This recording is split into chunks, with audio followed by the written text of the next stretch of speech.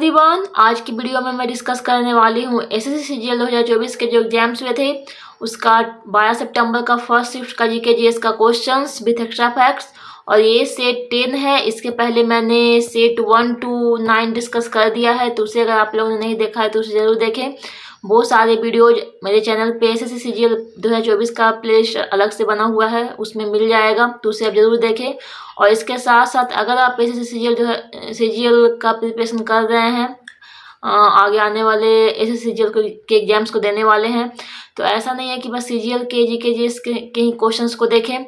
इसके साथ साथ आप एसएससी के दूसरे एग्जाम्स के भी जीके जीएस के क्वेश्चंस को देख सकते हैं, क्योंकि मैं क्वेश्चन प्रिपेयर करती हूँ तो मैं नोटिस करती हूँ कि एसएससी के एक एग्जाम्स में जो जीके जीएस के क्वेश्चन पूछे जाते हैं एसएससी के दूसरे एग्जाम्स में भी वो रिपीट होते रहते हैं, क्योंकि एजेंसी तो सेम ही होती है एग्जाम्स कंडक्ट करवाने वाली। तो ऐसा बहुत ज़्यादा चांस होता है कि क्वेश्चन जो है एसएससी के दूसरे एग्जाम से रिपीट होते रहते हैं। तो इसीलिए मेरे चैनल पर जितने भी एसएससी के एग्जाम्स के जीके जीएस के क्वेश्चंस का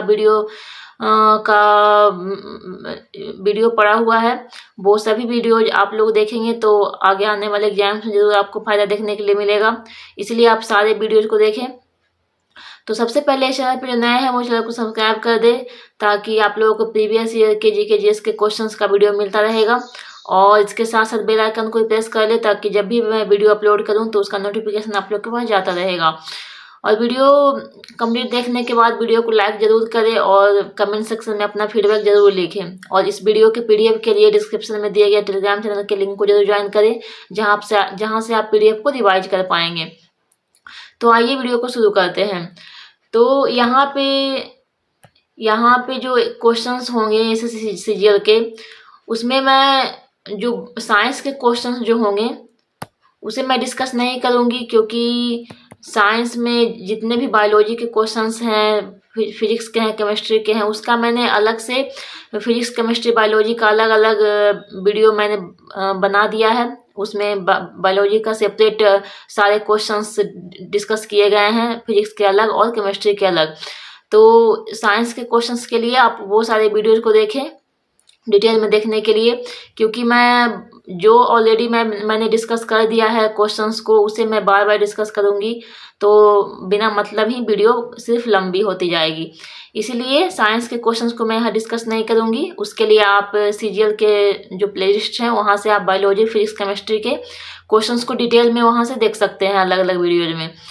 तो आज की वीडियो का पहला क्वेश्चन है, first question is Who among the following is the world renowned exponent of the bamboo flute? निम्नलिखित में से कौन बांस की बांसुरी का प्रसिद्ध प्रतिपादक हैं? राइट आंसर हो जाएगा ऑप्शन नंबर 3, हरिप्रसाद चौरसिया।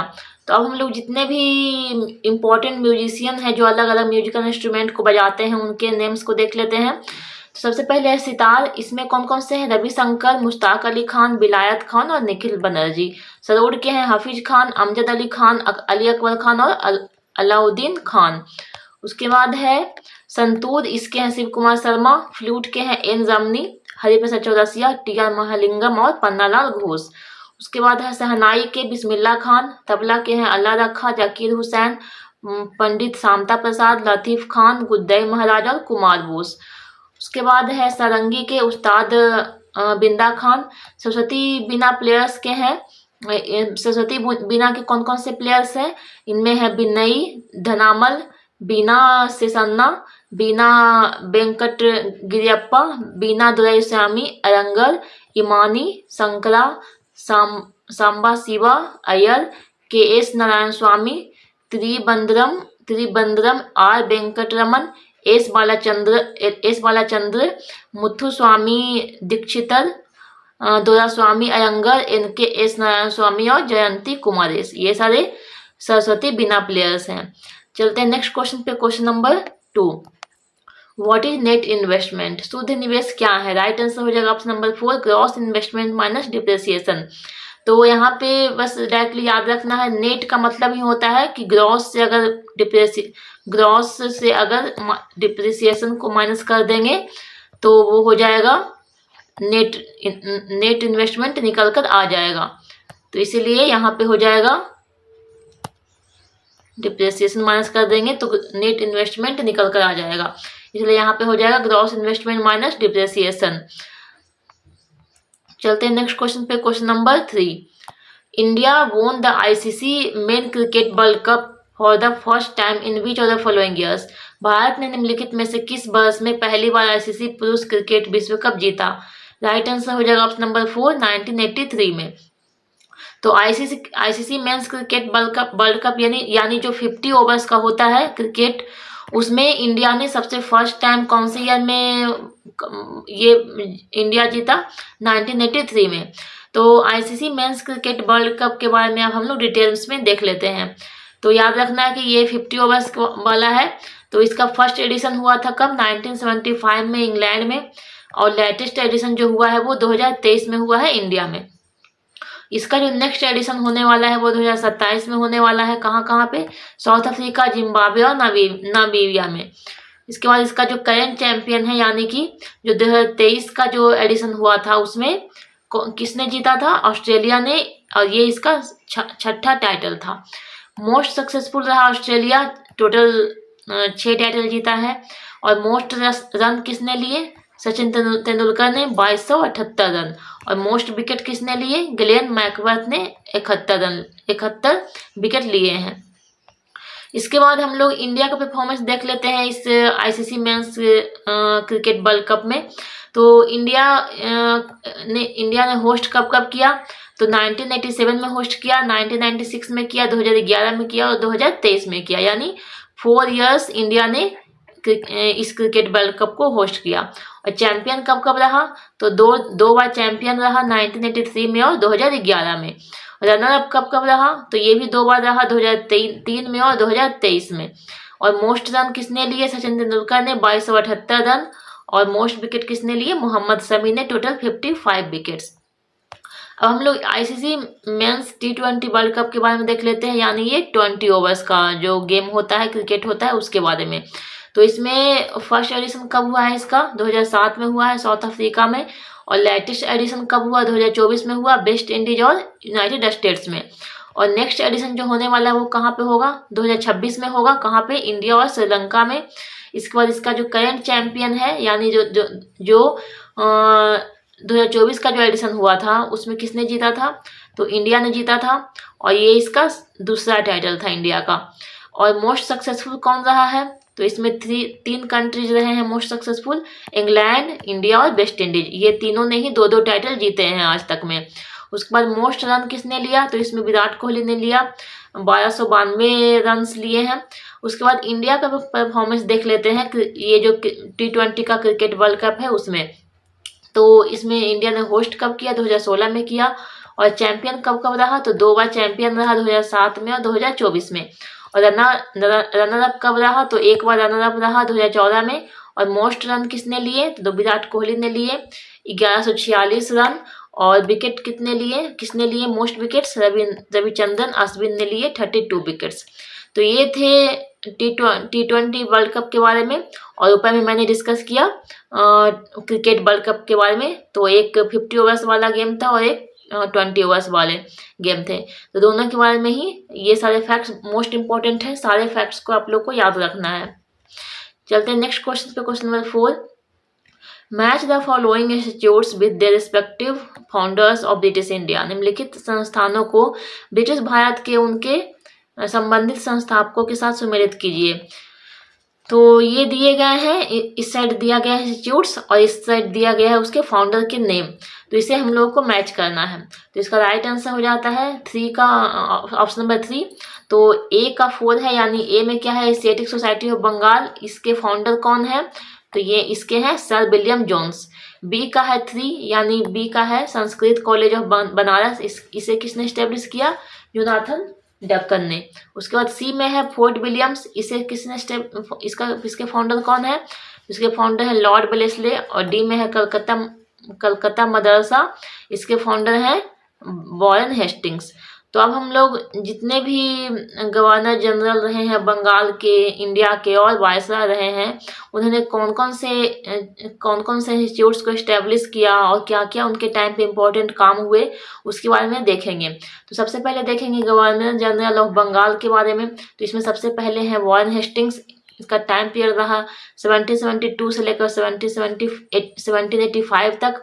इसने इस्टेब्लिश किया Calcutta Madrasa for Islamic studies, और इन्होंने एशियाटिक सोसाइटी ऑफ बंगाल को फाउंड किया। किसके साथ मिलकर? विलियम जोन्स ने के साथ मिलकर 1784 ईस्वी में। इसके बाद है लॉर्ड वेलेस्ले। इनका टाइम पीरियड रहा 1798 से लेकर 1805। इन्होंने फोर्ट विलियम कॉलेज कलकत्ता में इस्टेब्लिश किया 1800 ईस्वी में।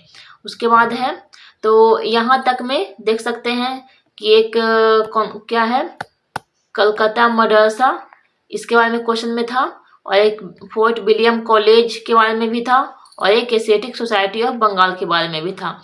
तो कलकत्ता मदरसा को किसने किया? वॉरेन हेस्टिंग ने। तो इस तरह से 3 के बारे में तो यहीं से हम लोग को पता चल पाता है। तो कलकत्ता मदरसा, ये डी के बारे में इसके बारे में क्या था कि ये किया है वॉरेन हेस्टिंग ने। उसके बाद क्या था? उसके बाद था एशियाटिक सोसाइटी ऑफ बंगाल। तो एशियाटिक सोसाइटी ऑफ बंगाल किस में है? ए में है। इसे इस्टेब्लिश किया सर विलियम जोन्स ने। तो इसके बारे में पता चल पाता है। उसके बाद है फोर्ट विलियम कॉलेज। यहाँ पे देख सकते हैं फोर्ट विलियम कॉलेज को किसने इस्टेब्लिश किया? लॉर्ड वेलेस्ले ने। तो फोर्ट विलियम कॉलेज का हो जाएगा लॉर्ड वेलेस्ले। तो ये 3 के बारे में तो पता चल गया। अब एक जो बचा संस्कृत कॉलेज ऑफ बनारस, इसका हो जाएगा जोनाथन डक्कन। तो इस तरह से ये मैं जो डिटेल आगे बताऊंगी उसमें ये मोस्ट इम्पोर्टेंट फैक्ट्स हैं, ये सारे को आप लोग को याद रखना है। तो इसके बाद है लॉर्ड विलियम बेंटिक। इनका टाइम पीरियड था 1828 से लेकर 1835। इन्होंने इंग्लिश को लैंग्वेज बनाया हायर एजुकेशन में। इन्होंने सती प्रथा जो था उसे एबॉलिश किया और इंग्लिश एजुकेशन को इंट्रोड्यूस किया। इन्होंने फर्स्ट मेडिकल कॉलेज कलकत्ता में इस्टेब्लिश किया। उसके बाद है लॉर्ड डलहौजी। इनका टाइम पीरियड था 1848 से लेकर 1856। इन्होंने railways, telegraph and postal service को इंट्रोड्यूस किया और एक एजुकेशन के लिए वेल डिफाइंड सिस्टम स्कूल्स में एंड यूनिवर्सिटी में इस्टेब्लिश किया। इसके बाद अब हम लोग इंडिया के गवर्नर जनरल के बारे में देखेंगे। तो इसमें सबसे पहले हैं लॉर्ड कैनिंग। इनका टाइम पीरियड था 1856 से लेकर 1858। तो लॉर्ड कैनिंग जो थे लास्ट गवर्नर जनरल थे इंडिया के और फर्स्ट वायसराय थे। इन्होंने इंडियन काउंसिल एक्ट 1861 को इस्टेब्लिश किया और इन्होंने पोर्टफोलियो सिस्टम को इंट्रोड्यूस किया। पोर्टफोलियो सिस्टम का मतलब है कि अलग अलग कैबिनेट को बनाया जाता है, अलग अलग मिनिस्ट्री को उनका पोजीशन दिया जाता है। तो इस तरह से पोर्टफोलियो को लॉर्ड कैनिंग ने इंट्रोड्यूस किया। इसके बाद है लॉर्ड कर्जन। इनका टाइम पीरियड था 1899 से लेकर 1905 तक। इन्होंने आर्कियोलॉजिकल सर्वे ऑफ इंडिया को इस्टेब्लिश किया और department of commerce and industry को इस्टेब्लिश किया। इन्होंने एग्रीकल्चर बैंक को इस्टेब्लिश किया, फेमाइन कमीशन को सेटअप किया और एंशिएंट मॉन्यूमेंट प्रोटेक्शन एक्ट 1905 इसे भी पास किया। और इन्होंने police commission and criminal investigation department को भी इस्टेब्लिश किया। तो ये सारे काम किए लॉर्ड कर्जन ने। उसके बाद इंडिया के वायसराय के बारे में देख लेते हैं। तो इसमें सबसे पहले लॉर्ड लॉरेंस 1864 से लेकर 1869। इन्होंने कलकत्ता, मद्रास और बॉम्बे में हाई कोर्ट को इस्टेब्लिश किया और इन्होंने department of agriculture and commerce को भी इस्टेब्लिश किया और स्टेट के अंदर रेलवेज को इंट्रोड्यूस किया। इसके बाद है लॉर्ड मेयो 1869 से लेकर 1872। इन्होंने फाइनेंशियल डिसेंट्रलाइजेशन को इंट्रोड्यूस किया और फर्स्ट सेंसस जो हुआ था 1872 में इन्हें भी कंडक्ट किया था लॉर्ड मायो ने। इन्होंने statistical survey of India establish किया। उसके बाद है लॉर्ड लिटन 1876 से लेकर 1880 तक। इन्होंने वर्नाक्यूलर प्रेस एक्ट 1878 को पास किया और आर्म्स एक्ट 1878 से लेकर 1880 के बीच में पास किया। उसके बाद है लॉर्ड रिपन। इनका टाइम पीरियड था 1880 से लेकर 1884। तो लॉर्ड लिटन ने जो वर्नाक्यूलर प्रेस एक्ट लगाया था उसे रिपील कर दिया लॉर्ड रिपन ने और इसके बाद इन्होंने Lord local self government act भी पास किया लॉर्ड रिपन ने। उसके बाद एक बच गया जोनाथन डक्कन। ये बॉम्बे के गवर्नर थे। इन्होंने संस्कृत कॉलेज बनारस में इस्टेब्लिश किया और किस लिए किया? तो हिंदू लॉ एंड फिलॉसफी के स्टडी को प्रमोट करने के लिए इस कॉलेज को इस्टेब्लिश किया और इस कॉलेज का नाम बाद में क्या रख दिया गया, संपूर्णानंद संस्कृत यूनिवर्सिटी। तो चलते हैं अब नेक्स्ट क्वेश्चन पे, question number 5। Kathakali one of the classical dances of India is predominantly performed in which of the following states of India. Kathakali Bharat के शास्त्रीय नृत्यों में से एक मुख्य रूप से भारत के निम्नलिखित राज्यों में से किस राज्य में किया जाता है। राइट आंसर है ऑप्शन नंबर 4, केरला में किया जाता है। तो हम लोग क्लासिकल डांस के बारे में डिटेल में देखेंगे। तो संगीत नाटक एकेडमी के अकॉर्डिंग कितने क्लासिकल डांस है, 8 क्लासिकल डांस है, लेकिन मिनिस्ट्री ऑफ कल्चर जो इंडिया का है उसके अकॉर्डिंग 9 क्लासिकल डांस है। तो एक एक्स्ट्रा कौन सा है, तो छऊ डांस जो है उसे भी मिनिस्ट्री ऑफ कल्चर ने क्लासिकल डांस ही माना है। और ये कहाँ कहाँ किया जाता है, उड़ीसा, झारखंड और वेस्ट बंगाल में। तो टोटल जो 8 क्लासिकल डांस है कौन कौन से हैं, तो इसमें भरतनाट्यम है जो तमिलनाडु में किया जाता है, कथक उत्तर प्रदेश में किया जाता है, कथकली केरला में किया जाता है, कुचिपुड़ी आंध्र प्रदेश में किया जाता है, मणिपुर में किया जाता है, मोहिनीअट्टम केरला में, ओडिसी उड़ीसा में, सतरिया असम में। उसके बाद जो छऊ डांस है उसमें 3 तरह के छऊ डांस होते हैं अलग अलग स्टाइल में। उसमें पुरुलिया छऊ है जो किया जाता है वेस्ट बंगाल में, सरायकेला छऊ है जो किया जाता है झारखंड में, और मयूरभंज छऊ है जो किया जाता है उड़ीसा में। चलते हैं नेक्स्ट क्वेश्चन पे, question number 6। Identify the oldest iron and steel company of India from the following options. निम्नलिखित विकल्पों में से भारत की सबसे पुरानी लोहा और इस्पात कंपनी की पहचान कीजिए। राइट आंसर हो जाएगा option number 1, Tata iron and steel company TISCO. ये सबसे oldest iron and steel company है। तो टिस्को को स्टेब्लिश किया गया 1907 में, और जो recently iron and steel company जो स्टेब्लिश हुआ है वो है पोस्को, महाराष्ट्र में है, और ये बनाया गया है, स्टेब्लिश किया गया है और 2009 में। और इंडिया जो है, इंडिया का वर्ल्ड में 2nd नंबर पे रैंक है इसका आयरन एंड स्टील जो सेक्टर है उसमें। Next question is question number 7। The magnificent Kailasa temple at Ellora was built during the rain of which Rashtrakuta king. Ellora में शानदार कैलाश मंदिर किस राष्ट्रकूट राजा के शासनकाल के दौरान बनाया गया था। राइट आंसर हो जाएगा ऑप्शन नंबर 1, कृष्णा 1 के टाइम पे। तो अब हम लोग इंडिया में जितने भी टेम्पल्स हैं जो अलग अलग डायनेस्टीज और रूलर्स के द्वारा बनाए गए हैं उसके बारे में देख लेते हैं। तो सबसे पहले है चोला डायनेस्टी, इनके टाइम पे कौन कौन से बना, तो इसमें बृहदेश्वर टेम्पल जो तंजावुर में है, और इसे बनाया है राजा राज चोला 1 ने, और ये कब बनाया गया, 10वीं से 11वीं शताब्दी के बीच में। उसके बाद है गंगई कोंडा चोलापुरम, ये बनाया गया राजेंद्र चोला 1 के द्वारा। ऐरावतेश्वर टेम्पल दरासुरम में है, ये बनाया गया राजा राज चोला 2 के द्वारा, कब, 12वीं शताब्दी में। तो ये सारे जो टेम्पल है 3 टेम्पल वो कहाँ के हैं, ये हैं तमिलनाडु के, ये तमिलनाडु के हैं 3 टेम्पल। चलते हैं नेक्स्ट पे। तो नेक्स्ट है पांड्या डायनेस्टी, इन्होंने कौन कौन से बनाए, तो इसमें मीनाक्षी टेम्पल जो मदुरई में है, और रामनाथ स्वामी टेम्पल जो रामेश्वर में है। और ये जो रामनाथ स्वामी टेम्पल है उसे पांड्या ने और जाफना किंग ने मिलकर बनाया है। तो ये दोनों टेम्पल भी कहाँ पे है, तमिलनाडु में है।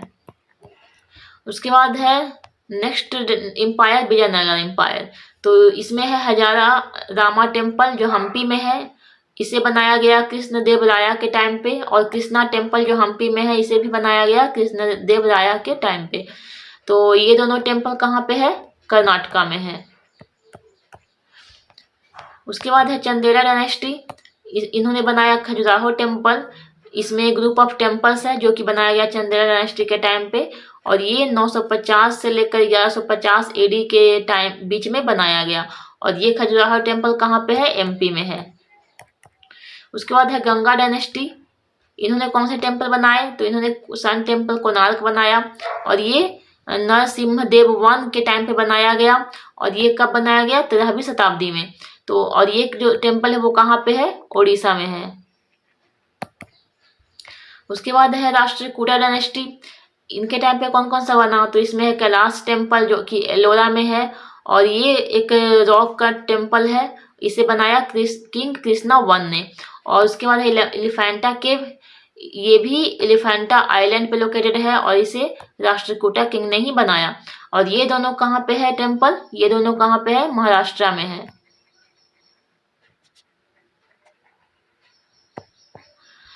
उसके बाद आगे चलते हैं तो इसमें सोलंकी डायनेस्टी ने कौन सा टेम्पल बनाया, सन टेम्पल मोधेरा जो कि गुजरात में है। चालुक्य डायनेस्टी ने बनाया विरूपाक्ष टेम्पल जो कि बनाया गया देवराया II के द्वारा, ये कर्नाटका में है। उसके बाद है प्रतिहारा डायनेस्टी के द्वारा, तो ये इन्होंने बनाया बातेश्वर टेम्पल जो कि कहाँ पे है, मध्य प्रदेश में है। आगे चलते हैं नेक्स्ट क्वेश्चन पे, question number 8, in which state UTs is the Hemis festival celebrated. Hemis त्योहार किस राज्य और केंद्र शासित प्रदेश में मनाया जाता है। राइट आंसर है ऑप्शन नंबर 4, लद्दाख में। तो हम लोग लद्दाख के इम्पोर्टेंट फेस्टिवल्स को देख लेते हैं। तो लद्दाख का इम्पोर्टेंट फेस्टिवल कौन कौन सा है, इसमें सबसे पहले हेमिस फेस्टिवल, इसमें हेमिस मोनेस्ट्री के द्वारा ये सेलिब्रेट किया जाता है और इसमें गुरु पद्मनाभा के बर्थ एनिवर्सरी पे ये फेस्टिवल सेलिब्रेट किया जाता है। उसके बाद है लोसर फेस्टिवल, ये तिब्बतन न्यू ईयर होता है और ये 15 डेज का ये सेलिब्रेशन होता है। उसके बाद है सिंधु दर्शन फेस्टिवल, इसमें ये जो फेस्टिवल है वो इंडस रिवर के किनारे मनाया जाता है और इसमें यूनिटी एंड कल्चरल एक्सचेंज को प्रमोट करने की बात की जाती है। उसके बाद है डोसमोच फेस्टिवल, ये फेस्टिवल लेह लेकीर और दीक्षित मोनास्ट्री के द्वारा मनाया जाता है और ये न्यू ईयर के जो सेलिब्रेशन होते हैं इसके एंड में मनाया जाता है। उसके बाद है साकादावा फेस्टिवल, ये बुद्धिस्ट फेस्टिवल होता है, इसमें बुद्धा का बर्थ, इनलाइटमेंट और डेथ के बारे में सेलिब्रेट किया जाता है। उसके बाद है ऑप्शन में दिया हुआ था पंजाब स्टेट, इसके इंपॉर्टेंट फेस्टिवल्स को देखेंगे तो इसमें है लोहरी जो कि एक विंटर हार्वेस्ट फेस्टिवल होता है। उसके बाद है बैसाखी, ये भी एक हार्वेस्ट फेस्टिवल होता है और ये पंजाबी न्यू ईयर होता है।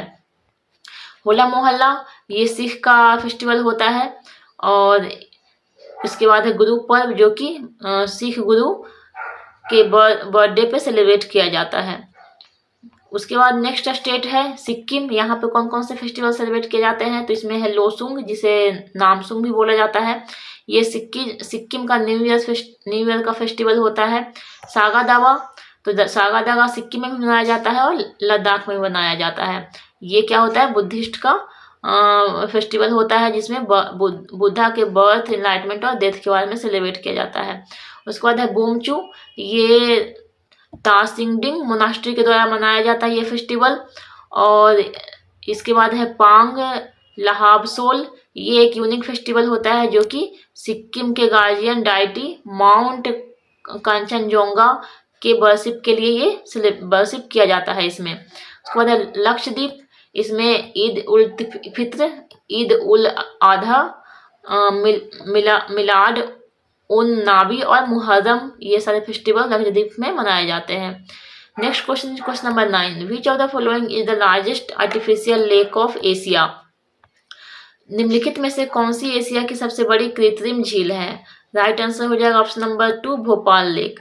तो एशिया का लार्जेस्ट आर्टिफिशियल लेक है भोजताल, जिसे अपर लेक बोलते हैं और भोपाल लेक भी बोलते हैं, जो कि कहाँ पे है, मध्य प्रदेश में है। इसे किसने बनाया, 11वीं सेंचुरी में राजा भोज ने इसे बनाया था।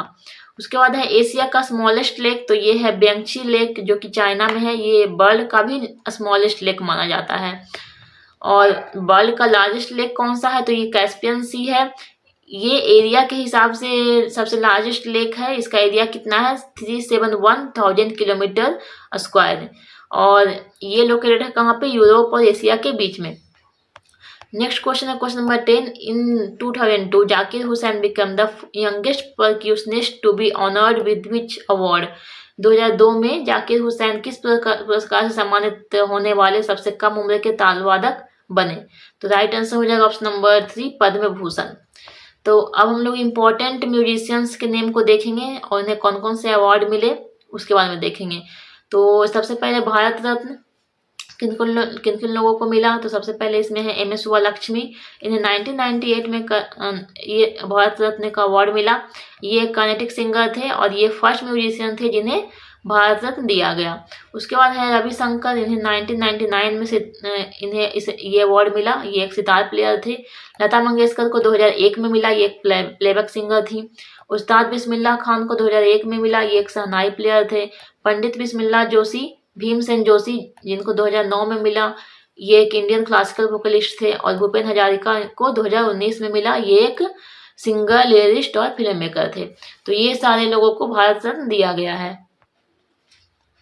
अब हम लोग जो मोस्ट इम्पॉर्टेंट म्यूजिशियंस हैं उन्हें कौन कौन से अवार्ड मिले हैं उनके बारे में देखेंगे। तो इसमें है जाकिर हुसैन, ये एक तबला प्लेयर थे। इन्हें कौन कौन से अवार्ड मिला। तो सबसे पहले पद्मश्री मिला 1988 में, संगीत नाटक अकेडमी अवार्ड मिला 1990 में, पद्म भूषण मिला 2002 में और पद्म विभूषण मिला 2023 में। उसके बाद है हरिप्रसाद चौरसिया, ये एक डायरेक्टर थे, फ्लूटिस्ट थे और कंपोजर थे। और सबसे ज़्यादा ये फेमस थे किसके लिए, बांसुरी बजाने के लिए। तो इन्हें कौन कौन से अवार्ड मिला। तो इसमें है पद्म भूषण 1992 में मिला, पद्म विभूषण 2000 ईस्वी में मिला इन्हें। उसके बाद है बिस्मिल्लाह खान, ये एक सनाई प्लेयर थे। इन्हें कौन कौन सा अवार्ड मिला। तो सबसे पहले पद्मश्री मिला 1961 में, पद्म भूषण मिला 1968 में, पद्म विभूषण मिला 1980 में और भारत रत्न मिला 2001 ईस्वी में। चलते हैं नेक्स्ट क्वेश्चन पे। Question number 11, microbes like rhizobium, nitrosomonas and nitrobacter are used for. Rhizobium, nitrosomonas और नाइट्रोबैक्टर जैसे सूक्ष्म जीवों का उपयोग किसके लिए किया जाता है। Right answer option number 1, nitrogen cycling के लिए। तो ये एक बायोलॉजी का क्वेश्चन है और मैंने पहले भी बताया कि बायोलॉजी के क्वेश्चंस को डिटेल में देखने के लिए आप सीजीएल के प्लेलिस्ट में अलग से ऐसे सीजीएल के सारे बायोलॉजी के क्वेश्चंस को डिटेल में डिस्कस किया गया है। तो उसे आप वहाँ से सारे बायोलॉजी के क्वेश्चंस को देख सकते हैं। उसका लिंक मैं वैसे डिस्क्रिप्शन में डाल दूंगी और डायरेक्टली आप प्लेलिस्ट से भी देख सकते हैं। सीजीएल के प्लेलिस्ट से ये वीडियो मिल जाएगा बायोलॉजी का। चलते हैं आगे नेक्स्ट क्वेश्चन पे। Question number 12, with reference to Sepoy Mutiny of 1857, on which of the following dates did the soldier at Meerut start their journey to Delhi? 1857 के सिपाही विद्रोह के संदर्भ में मेरठ में सैनिकों ने निम्नलिखित में से किस तारीख को दिल्ली की यात्रा शुरू की थी। राइट आंसर ऑप्शन नंबर 1, 10 मई को। तो इंडियन रिवेलियन जो हुआ था 1857 में, ये एक मेजर अपराइजिंग था, विद्रोह था, जो कि ब्रिटिश ईस्ट इंडिया कंपनी के अगेंस्ट में किया गया था। और ये शुरू कब हुआ था, 10 मई 1857 को शुरू हुआ था। और ये कहाँ से शुरू हुआ था। तो ये मेरठ से शुरू हुआ था, जो कि दिल्ली से कितना दूर था, 40 माइल्स यानी 64 किलोमीटर दूर था, वहाँ से शुरू हुआ था। और ये धीरे धीरे फिर क्या हुआ, पूरे इंडिया में धीरे धीरे फैलता गया। अब हम लोग जितने भी 1857 के टाइम पे अलग अलग रीजन में अलग अलग लीडर थे उनके बारे में देख लेते हैं। तो कानपुर में कौन कौन लीडर थे, नाना साहब थे, राव साहब, तांतिया तोपे और अजीमुल्ला खान। झांसी की तरफ से, झांसी में कौन थी, रानी लक्ष्मीबाई। बिहार जगदीशपुर में कौन थे, कुंवर सिंह और अमर सिंह। इलाहाबाद और बनारस में कौन थे, मौलवी लियाकत अली। दिल्ली में कौन थे, बहादुर शाह जफर और जनरल बख्त खान। लखनऊ की तरफ से थी बेगम हजरत महल और उनके सन बिरजिस कद्र। फैजाबाद में थे मौलवी अहमदुल्ला। बरेली में थे खान बहादुर खान। राजस्थान में थे जयदयाल सिंह और हरदयाल सिंह। असम में थे मनीराम दीवान और उड़ीसा में थे सुरेंद्र शाही और उज्जवल शाही। तो ये सारे अलग अलग रीजन में लीडर्स थे। चलते हैं नेक्स्ट क्वेश्चन पे। Question number 13, Who among the following was selected as the Sherpa for India's G20 hosted in 2022-23? निम्नलिखित में से किसे 2022-23 में आयोजित भारत के G20 के लिए शेरपा के रूप में चुना गया था।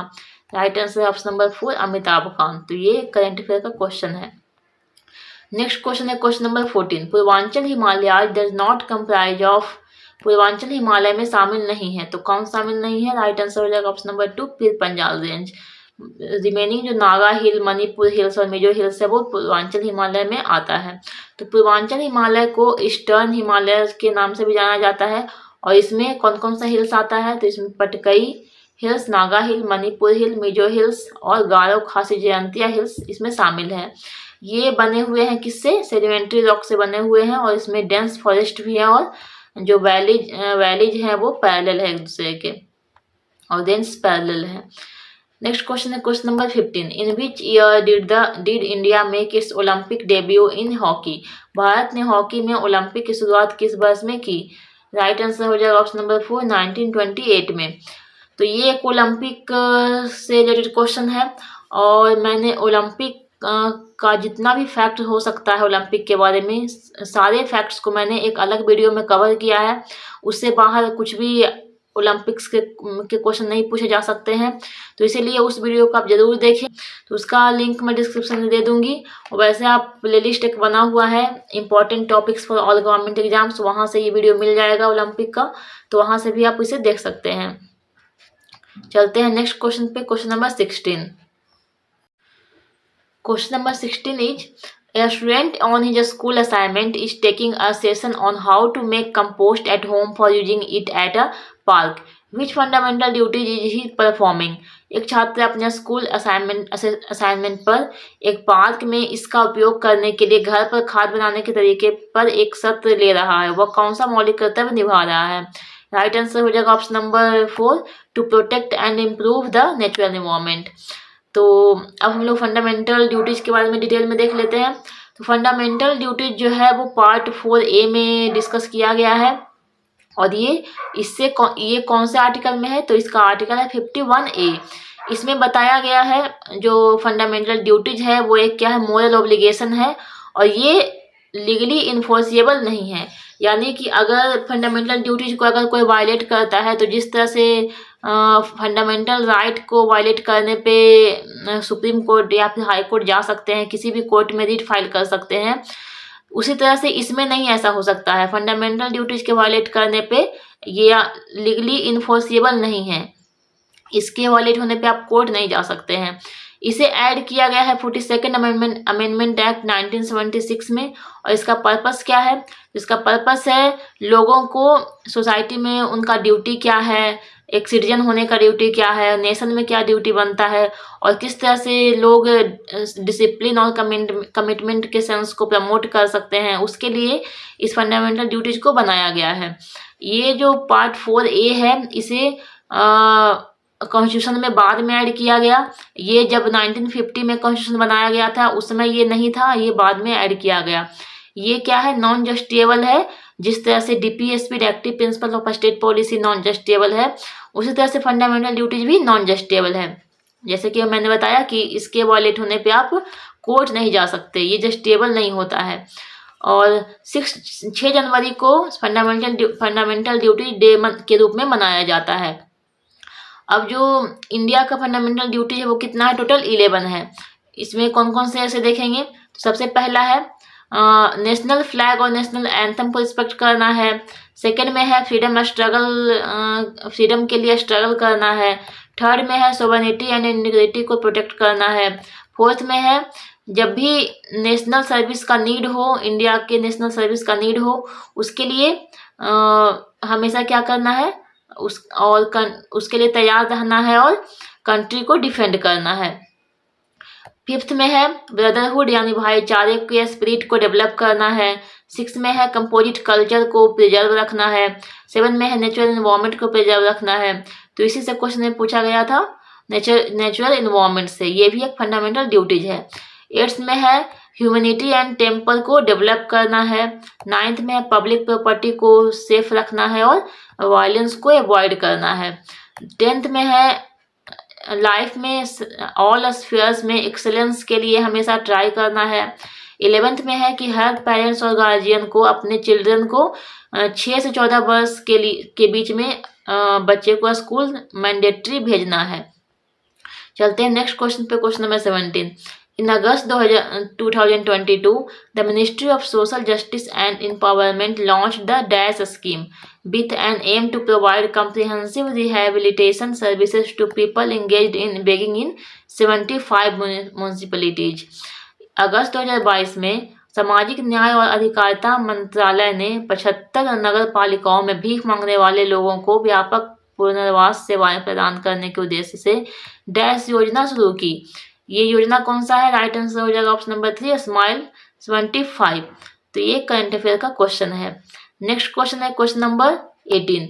विच is the national commission for financial inclusion to insure access to financial services, namely a basic savings and deposits account, remittance, credit, insurance, pensions in an affordable manner। वित्तीय सेवाओं अर्थात मूल बचत और जमा खातों, विप्रेषण, ऋण, बीमा, पेंशन तक वहनीय तरीके से पहुंच सुनिश्चित करने के लिए राष्ट्रीय वित्तीय समावेशन मिशन कौन सा है? राइट आंसर हो जाएगा ऑप्शन नंबर 4, प्रधानमंत्री जनधन योजना। तो प्रधानमंत्री जनधन जो योजना है वो 28 अगस्त 2014 में लॉन्च किया गया। इसका एम था 3 करोड़ अकाउंट्स को ओपन करना फाइनेंशियल ईयर 2024-25 के बीच में। और ये जो जनधन योजना है ये एक फाइनेंशियल इंक्लूजन प्रोग्राम है जिसमें इसका एम है कि लोगों का फाइनेंशियल सर्विस प्रोवाइड किया जाए। किस तरह से? तो ये इसमें बेसिक सेविंग्स प्रोवाइड किए जाते हैं, deposits, accounts, remittance, credit, insurance, pensions, ये सभी अफोर्डेबल मैनर में प्रोवाइड किए जाते हैं। उसके बाद इस स्कीम में क्या किया जाता है? एक basic saving bank deposit account open किया जाता है और ये किसी भी बैंक ब्रांच में ओपन किया जा सकता है और जिन लोगों के पास किसी भी तरह का अकाउंट नहीं है उन लोगों के लिए। इसका फीचर कौन कौन सा है? तो ये एक इसमें नो मिनिमम बैलेंस रिक्वायरमेंट होती है, यानी कि इसमें मिनिमम बैलेंस किसी भी तरह का ऐसा फिक्स नहीं किया गया है जो कि हमेशा आप लोगों को मेंटेन करने की ज़रूरत है लोगों को। तो ये नो मिनिमम बैलेंस इसका फीचर है। इसके बाद इसमें फ्री डेबिट कार्ड दिया जाता है, प्रोवाइड किया जाता है और जो अकाउंट होल्डर्स होते हैं उन्हें फ्री डेबिट कार्ड प्रोवाइड किया जाता है। इसमें एक्सीडेंट इंश्योरेंस भी कवर किया गया है। तो इसमें पहले क्या था, 1 लाख का इंश्योरेंस कवर था, लेकिन बाद में इसे बढ़ाकर 2 लाख कर दिया गया। इसमें ओडी का फैसिलिटी भी है, यानी ओवरड्राफ्ट का भी फैसिलिटी है। कब कितने तक? 10,000 तक का ओवरड्राफ्ट फैसिलिटी है। यानी जो भी अकाउंट होल्डर होंगे उनका जितना भी अकाउंट में बैलेंस होगा, सपोज 500 का बैलेंस है उनका, लेकिन वो इमरजेंसी कंडीशन में 500 से ज़्यादा वो अप टू 10,000 वो विड्रॉ कर सकते हैं बैंक से। इसे कहते हैं ओवरड्राफ्ट फैसिलिटी। तो ये भी इस योजना में प्रोवाइड किया जाता है, इसका फैसिलिटी। नेक्स्ट क्वेश्चन है question number 19, which of the following pledge was not written by Harshvardhan? निम्नलिखित में से कौन सा नाटक हर्षवर्धन द्वारा नहीं लिखा गया था? राइट आंसर है ऑप्शन नंबर 1, विक्रमोर्वशीयम। ये हर्षवर्धन द्वारा नहीं लिखा गया, ये कालिदास के द्वारा लिखा गया है। अब हम लोग जितने भी एंशियंट टाइम के इंपॉर्टेंट बुक्स एंड ऑथर्स हैं उनके बारे में देख लेते हैं। तो सबसे पहले मुद्र राक्षस, इसे लिखा है विशाखदत्त ने। राजतरंगिणी के हैं कलहन। कथा सरिता सागर के हैं साविते सोमादेव। कामसूत्रा के हैं बात्स्यायना। प्रश्नोत्तर मालिका के हैं अमोघ वर्षा। स्वप्न वस्तुतम के हैं भाषा। बुद्धचरिता के हैं अश्वघोष। नाट्य शास्त्र के हैं भरत मुनि। अभिज्ञान शकुंतलम के हैं कालिदास। विक्रमोर्वशी के हैं कालिदास। रघुवंशम के हैं कालिदास। अमर कोशा के हैं अमर सिम्हा। पंच सिद्धांतिका के हैं ब्रह्महीरा। बृहद संहिता के हैं ब्रह्महीरा। सूर्य सिद्धांता के हैं आर्यभट्ट के हैं आर्यभट्ट। पंचतंत्र के हैं विष्णु शर्मा। नीति सारा के हैं कमंडका। ऐहोल प्रशस्ति के हैं रविकृति। इंडिका के हैं मेगास्थनीज। उसके बाद है अर्थशास्त्र के हैं कौटिल्य। चरक संहिता के हैं चरक। लीलावती के हैं भास्कर टू। हर्षचरिता के हैं बाणभट्ट। कादम्बरी के हैं बाणभट्ट। रत्नावली, नागानंदा और प्रियदर्शिका, ये तीनों बुक के कौन है? Harshvardhan.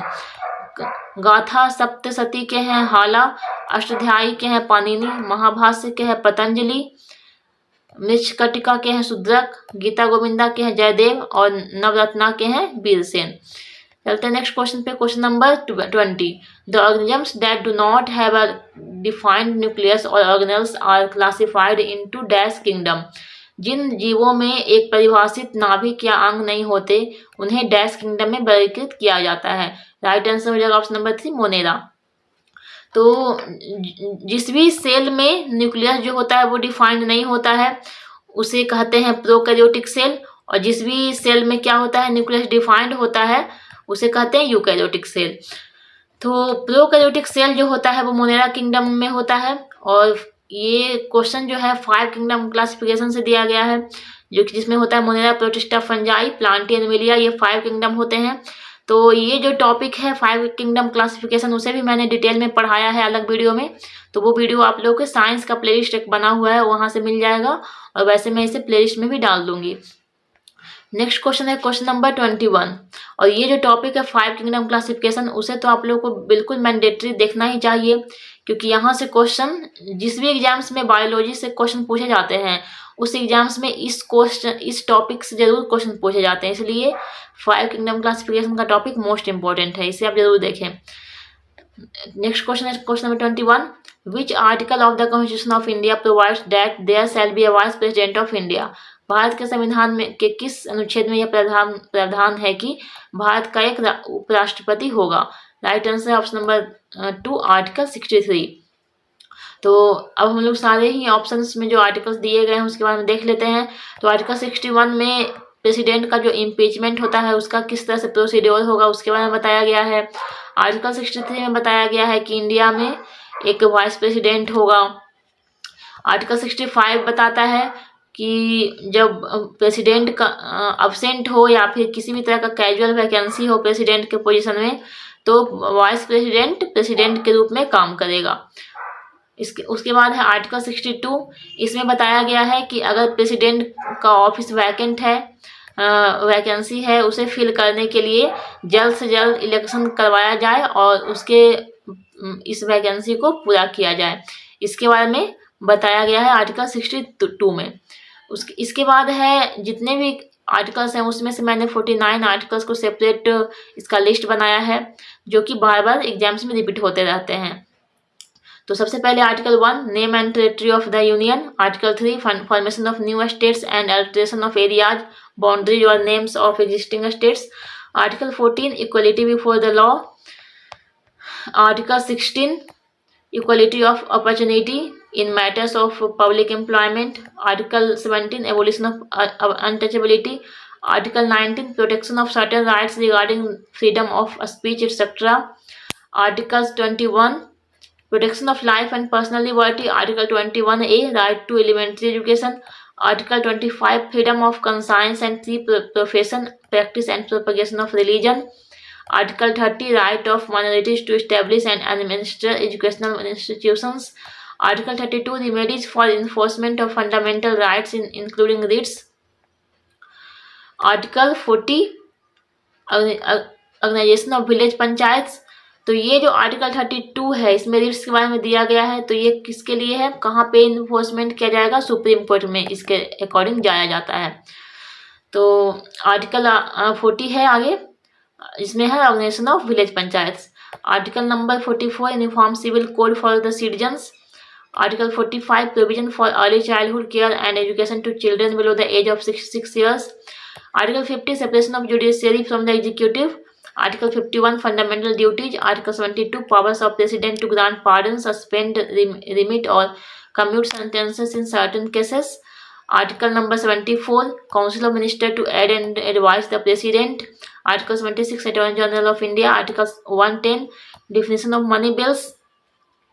Article 112, annual financial statement जिसे बजट बोलते हैं. Article 123, power of President to promulgate ordinances during recess of Parliament. Article number 148, Comptroller and Auditor General of India. Article 155, appointment of Governor. Article 161, power of Governor to grant pardon, etc. and to suspend, remit or commute sentences in certain cases. तो article 72 में था जिसमें कि pardon का जो अधिकार था वो दिया गया था प्रेसिडेंट को, और आर्टिकल नंबर 171 है जिसमें पार्डन का अधिकार दिया गया है गवर्नर को। तो इस तरह से रिलेट करके आप लोग पढ़ेंगे तो ज़्यादा याद होगा अच्छे से। आर्टिकल नंबर 163 है, इसमें काउंसिल ऑफ मिनिस्टर को बनाया गया है, aid and advice the governor. Article number 165, advocate general of state. Article number 169, abolition of और creation of legislative council in the states.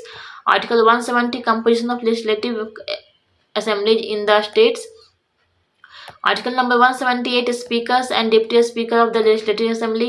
Article number 213, power of governor to promulgate ordinances during recess of the state legislature. Article number 214, high courts for the states. Article number 217, appointment and the condition of the office of the judge of high court.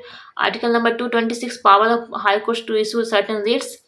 तो ये high court के लिए हो गया Ritz file अगर आप लोग करना चाहते हैं हाई कोर्ट में तो 226 आर्टिकल के तहत जाएंगे, और सुप्रीम कोर्ट के लिए कौन सा था, आर्टिकल 32 था।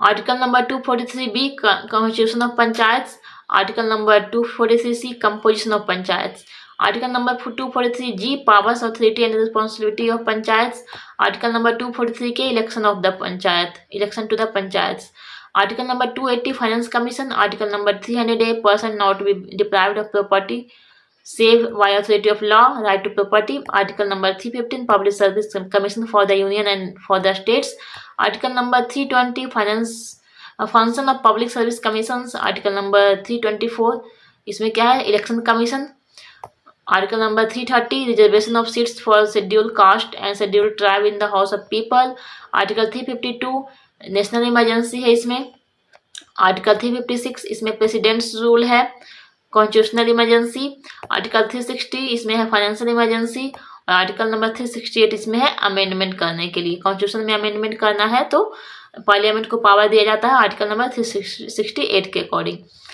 नेक्स्ट क्वेश्चन है question number 22, javelin thrown by an athlete is in dash motion, एक एथलीट द्वारा फेंका गया भाला गति डैश है, तो इसका गति किस तरह का होता है, राइट आंसर हो जाएगा ऑप्शन नंबर 4 कर्विलिनियर होता है। तो जैवलिन को जब थ्रो किया जाता है एथलीट के द्वारा तो देखते होंगे कि किस तरह से थ्रो किया जाता है, इस तरह से ऐसे जाता है, फिर इस तरह से जाते हुए ये ग्राउंड पे टच करता है, तो ये कैसा मोशन हुआ, कर्विलिनियर मोशन हुआ, कर्व जैसा स्ट्रक्चर बन रहा है इसलिए कर्विलिनियर मोशन हुआ। अब यहाँ पे जो दिया गया है ऑप्शन में ऑसिलेटरी मोशन, ये कैसा होता है, तो इसमें टू एंड फ्रो होता है, यानी जब आगे पीछे इस तरह से, जैसे पेंडुलम में भी क्या होता है आगे पीछे इस तरह से होता जाता है, आगे पीछे इस तरह से, तो टू एंड फ्रो का मोशन जहाँ पे होता है, जैसे कि झूला में भी होता है, क्या होता है, झूला क्या होता है आगे एंड पीछे जाता है, तो ये ऐसा जो मोशन होता है वो होता है ऑसिलेटरी मोशन। उसके बाद है पीरियोडिक मोशन, ये ऐसा मोशन होता है, इसमें स्ट्रेट मोशन हो या फिर सर्कुलर मोशन हो, किसी तरह का मोशन आ सकता है, लेकिन इसका कंडीशन है कि एक सर्टेन टाइम के बाद ये रिपीट होना चाहिए, तो ऐसा जो एक टाइम इंटरवल पे रिपीट होता है जो मोशन, उसे कहते हैं पीरियोडिक मोशन। और रेक्टिलिनियर मोशन कैसा होता है, ये बिल्कुल स्ट्रेट मोशन होता है। तो जितने भी तरह के मोशन है उसे मैंने फिजिक्स SSC के जो फिजिक्स के क्वेश्चन जिसमें कवर किया गया है अलग वीडियो में, उस फिजिक्स के वीडियो में मैंने सारे तरह के मोशन को कवर किया है, तो उस वीडियो को आप देख सकते हैं, वहाँ से आप लोगों के SSC के जितने भी फिजिक्स के क्वेश्चन पूछे गए हैं वो सारे कवर हो जाएंगे, तो उसे आप CGL के प्लेलिस्ट में उस वीडियो को देख सकते हैं। नेक्स्ट क्वेश्चन है question number 23, the green revolution technology resulted in an increase in production of serial production from 72.4 million tons in 1965 to 66 to dash million tons in 1978 to 1979। हरित क्रांति प्रौद्योगिकी के परिणाम स्वरूप अनाज उत्पादन का उत्पादन 1965 से 66 में 72.4 मिलियन टन से बढ़कर 1978 से 79 में डैश मिलियन टन हो गया। राइट आंसर हो जाएगा ऑप्शन नंबर 3, 131.9 मिलियन बढ़कर हो गया। तो ग्रीन रेवोल्यूशन जो कि बिगिन हुआ था 1960 में, इसमें क्या था, इसमें एग्रीकल्चरल ट्रांसफॉर्मेशन की बात की जा रही थी इंडिया में। इसमें अलग अलग तरह के मॉडर्न मेथड्स टेक्नोलॉजी को एडॉप्ट किया गया और इससे क्या हुआ कि फूड प्रोडक्शन में इंक्रीज देखने के लिए मिला। और इस तरह से मॉडर्न मेथड्स और टेक्नोलॉजी को यूज करने के कारण इसमें क्या हुआ कि 1965 से 66 के बीच में 72.4 मिलियन टन से अनाज का उत्पादन हो रहा था। ये बढ़कर 131.9 मिलियन टन हो गया कब, 1978 से 79 में। तो इस तरह से इम्प्रूवमेंट देखने के लिए मिला। अब डॉक्टर MS स्वामीनाथन जो है, उन्हें फादर ऑफ ग्रीन रेवोल्यूशन बोला जाता है इंडिया में। इन्होंने व्हीट एंड राइस के हाई यील्डिंग वैरायटीज को इंट्रोड्यूस किया और डॉक्टर नॉर्मन बोरलॉग को ग्लोबल लेवल पे वर्ल्ड में फादर ऑफ ग्रीन रेवोल्यूशन बोला जाता है। इन्होंने क्या किया, एग्रीकल्चरल साइंस में उन्होंने बहुत सारे अलग अलग वर्क किए। इन्होंने हाई यील्डिंग वैरायटीज को डेवलप किया, डिजीज रेसिस्टेंस क्रॉप को बनाया, पर्टिकुलरली किसका, व्हीट का। चलते हैं नेक्स्ट क्वेश्चन पे, question number 24, calculate the oxidation number of S in sulphur in H2SO7। H2SO7 में सल्फर के ऑक्सीकरण संख्या की गणना करें। राइट आंसर हो जाएगा 6। तो 6 किस तरह से होगा? तो ये क्वेश्चन किसका है? रिडॉक्स रिएक्शन का क्वेश्चन है। और रिडॉक्स रिएक्शन को मैंने डिटेल में रिडॉक्स रिएक्शन के बारे में डिटेल में एक अलग वीडियो में मैंने एक्सप्लेन किया है कि किस तरह से हर एलिमेंट का ऑक्सीडेशन नंबर किस तरह से निकाला जाता है, किसी भी कंपाउंड में किसी भी एलिमेंट का ऑक्सीडेशन नंबर किस तरह से निकाला जाता है, और सभी फैक्ट्स को मैंने वहाँ पे कवर किया है। तो उस वीडियो को आप जरूर देखें, वहाँ से आप लोगों को रिडॉक्स रिएक्शन के बारे में, ऑक्सीडेशन, रिडक्शन किसे कहते हैं, सभी चीज़ों के बारे में आप लोगों को डिटेल में वहाँ से मिल जाएगा कंटेंट। तो उस वीडियो को जरूर देखें, उसका लिंक मैं डिस्क्रिप्शन में दे दूंगी। वैसे आप मेरे चैनल पे साइंस का एक अलग से प्लेलिस्ट है, वहाँ से आप इस टॉपिक को, रिडॉक्स रिएक्शन के टॉपिक को देख सकते हैं। तो यहाँ पे मैं ब्रीफ में बता देती हूँ। तो हाइड्रोजन का ऑक्सीडेशन नंबर कितना होता है? तो हाइड्रोजन का होता है ऑक्सीडेशन नंबर +1 और ऑक्सीजन का कितना होता है? -2 होता है। अब ये जो ऑक्सीडेशन नंबर किस तरह से निकाला जाता है उस वीडियो में मैंने डिटेल में बताया है, वहाँ से आप देखकर सीख सकते हैं किस तरह से ऑक्सीडेशन नंबर निकाला जाता है। और जो ओवरऑल जो कंपाउंड होता है उस पे चार्ज कितना होता है? 0 होता है। ये 7 है, इस पे चार्ज 0 होता है। तो अब हम लोग किस तरह से इसे फाइंड करेंगे? तो हाइड्रोजन का यहाँ पे कितना है? 2 एटम है। हाइड्रोजन का 2 एटम है। हाइड्रोजन का 2 एटम है तो कितना हो जाएगा? चूंकि हाइड्रोजन का एक एटम का ऑक्सीडेशन नंबर कितना होता है? +1, तो 2 एटम का हो जाएगा +2। और सल्फर का हमें पता करना है, तो इसका तो नहीं पता है, तो इसे ब्लैंक रखेंगे। ऑक्सीजन का कितना होता है? एक एटम का -2 होता है, तो 7 एटम है तो कितना हो जाएगा? -14 हो जाएगा। तो ये हो गया -14 और ये हो गया +2। और ओवरऑल चार्ज कितना है? 0 है। तो इसे सॉल्व करेंगे तो यहाँ पे क्या करना है कि ऐसा कौन सा नंबर यहाँ पे पुट करेंगे तो होगा 0। तो यहाँ पे देख सकते हैं कि -14 + 2, तो ओवरऑल कितना आया? -12 आ रहा है ओवरऑल। तो -12 यहाँ पे है, तो हम लोग क्या करेंगे, यहाँ पे +12 डालेंगे अगर, तो ओवरऑल कितना हो जाएगा? चार्ज 0 हो जाएगा। इस पे ओवरऑल चार्ज इसका कितना हो जाएगा? 0 हो जाएगा। तो यानी कि सल्फर का कितना हो गया? सल्फर का कितना आया? सल्फर का आ गया +12 आ गया ऑक्सीडेशन। यहाँ पे चार्ज ओवरऑल +2 आया। लेकिन हाँ, यहाँ पे क्या है? सल्फर का 2 एटम है। यहाँ पे देख सकते हैं 2 एटम है सल्फर का, तो एक एटम का कितना हो जाएगा? 6 हो जाएगा। इसीलिए राइट आंसर हो जाएगा ऑप्शन नंबर 3, 6। देख सकते हैं किस तरह से मैंने सल्फर का ऑक्सीडेशन नंबर निकाला।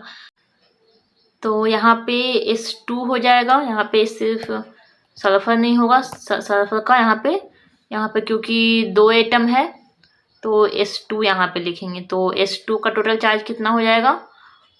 +12 हो जाएगा। Question number 25, which of the following is not an amendment made to the Airport Economic Regulatory Authority AERA Amendment Act 2021?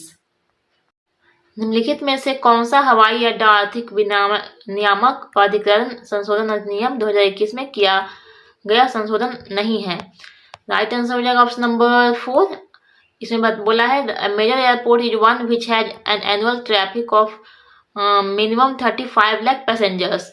तो ये रॉन्ग हो जाएगा, ये अमेंडमेंट इसमें ये नहीं किया गया है। तो अब हम लोग जो airport economic regulatory authority of India amendment bill 2021 जो आया, लोकसभा में पास किया गया, उसमें कौन कौन से बदलाव किए गए, अमेंडमेंट की गई, उसके बारे में देख लेते हैं। तो ये जो अमेंडमेंट बिल है वो इंट्रोड्यूस किया गया फर्स्ट टाइम मार्च 2021 में। और ये किसे रिप्लेस किया है, किसमें अमेंडमेंट किया जा रहा है? तो airport economic regulatory authority of India act 2008 का जो था उसमें अमेंडमेंट किया जा रहा है। इसमें बहुत सारे अलग अलग डेफिनेशन दिए गए। तो इसमें मेजर एयरपोर्ट का डेफिनेशन क्या दिया गया? तो 2008 के एक्ट में क्या बोला गया था कि मेजर एयरपोर्ट उसे बोलेंगे जहाँ पे एनुअल पैसेंजर ट्रैफिक कितना होगा? एटलीस्ट 35 लाख होगा। लेकिन जो अमेंडमेंट किया गया, बदलाव किया गया 2021 के अमेंडमेंट बिल में, उसमें बताया गया कि सेंट्रल गवर्नमेंट जिस भी एयरपोर्ट को मेजर एयरपोर्ट डेजिग्नेट करेगी बाय नोटिफिकेशन, वो ही मेजर एयरपोर्ट कहलाएगा। तो इसीलिए जो क्वेश्चन में दिया गया था, ये जो फोर्थ ऑप्शन था, ये 2008 के एक्ट में बोला गया था, इसीलिए ये रॉन्ग हो जाएगा। ये 2021 के अमेंडमेंट बिल में नहीं बोला गया है। तो मेजर एयरपोर्ट का डेफिनेशन इस तरह से होगा कि सेंट्रल गवर्नमेंट नोटिफिकेशन के थ्रू बताएगी। उसके बाद है इसमें जो टैरिफ एंड चार्ज जो लिए जाते थे गवर्नमेंट के द्वारा, वो किस तरह से होंगे। तो इसमें ऐसा नहीं होगा कि जो भी एयरपोर्ट में ट्रैफिक, पैसेंजर ट्रैफिक 35 लाख से ज़्यादा होगा, उसी से ये टैरिफ एंड चार्ज लिए जाएंगे, बल्कि उसके लिए एक ग्रुप, एयरपोर्ट्स का ग्रुप बनाया जाएगा, जिससे मेजर एयरपोर्ट्स का ग्रुप बनाया जाएगा, जिससे कि टैरिफ और चार्ज लिया जाएगा। उसके बाद इसमें गवर्नमेंट ने एक क्लब बनाया profitable and non profitable airports का, जिसमें कि ऐसा ग्रुप होगा जिसमें जो भी एयरपोर्ट्स प्रॉफिट में चल रही है उसे, और जो भी एयरपोर्ट्स जो नॉन प्रॉफिटेबल है यानी जो लॉस में चल रही है, वो दोनों का एक क्लब बनाया जाएगा, ताकि जो खरीदने वाले होंगे, यानी कि जब पब्लिक प्राइवेट पार्टनरशिप पे जो कंपनी एयरपोर्ट्स को खरीदती है, वो क्या करती है कि बस प्रॉफिटेबल वाले को ही खरीदती थी, लेकिन अब ऐसा नहीं होगा। अब उन्हें दोनों ही तरह के प्रॉफिटेबल और नॉन प्रॉफिटेबल का एक क्लब मिलेगा, ग्रुप मिलेगा, उसे खरीदना पड़ेगा, ताकि इस तरह से डेवलपमेंट नॉन प्रॉफिटेबल एयरपोर्ट्स का भी हो पाए। तो इसलिए यहाँ पे इस तरह का क्लब बनाया गया गवर्नमेंट के द्वारा, ताकि जो कंपनी हो पब्लिक प्राइवेट पार्टनरशिप में, वो प्रॉफिटेबल और नॉन प्रॉफिटेबल दोनों के कम्बिनेशन में इन्वेस्टमेंट करें। तो इस तरह के बदलाव किए गए, अमेंडमेंट किए गए 2021 के जो अमेंडमेंट बिल आए उसमें। तो ये था आज का वीडियो, जिसमें मैंने सेट 10 के जीके जीएस के क्वेश्चंस को डिस्कस किया विथ एक्स्ट्रा फैक्ट्स। तो मैं ट्राई करूँगी कि सीजीएल के एग्जाम से पहले मैक्सिमम सेट को डिस्कस करूँ। तो मैं फिर से बोलती हूँ कि आप एसएससी के दूसरे एग्जाम्स के भी जीके जीएस के क्वेश्चन को पढ़ें, क्योंकि उसके जो फैक्ट्स होते हैं वहाँ से बहुत ज़्यादा चांस होता है क्वेश्चन रिपीट होने का। इसलिए मेरे चैनल पे जितने भी वीडियोज हैं सभी को देखें। तो मिलते हैं नेक्स्ट इंपॉर्टेंट वीडियो में, तब तक के लिए जय हिंद, जय भारत।